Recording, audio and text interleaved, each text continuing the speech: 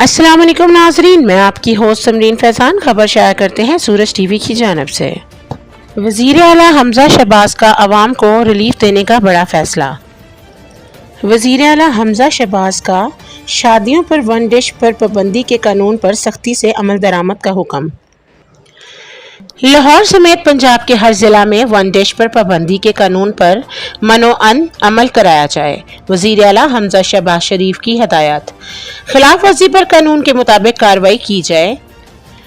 One dish पर पाबंदी के कानून के खिलाफ वर्जी किसी सूरत बर्दाश्त नहीं की जाएगी। इस इक़दाम से आम आदमी और सफ़ेद पोश तबके को रिलीफ मिलेगा। हमारी हुकूमत आम आदमी की हुकूमत है। हम हर वो कदम उठाएंगे जिससे आम आदमी और सफ़ेद पोश तबके की ज़िंदगियों में आसानियाँ पैदा हों। इंतज़ामिया वन डिश पर पाबंदी यकीनी बनाने के लिए मुख्तलिफ किरदार अदा करे। वन डिश पर पाबंदी के कानून पर अमल दरामद का रोजाना की बुनियाद पर खुद जायजा लूंगा।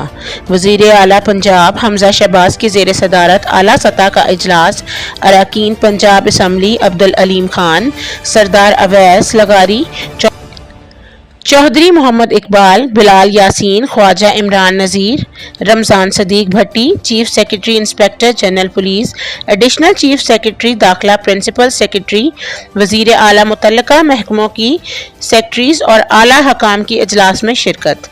रुकने पंजाब असम्बली में मलिक मोहम्मद अहमद खान और मुस्लिम लीग नून के रहनुमा अताउल्लाह तारड़ की इस्लामाबाद से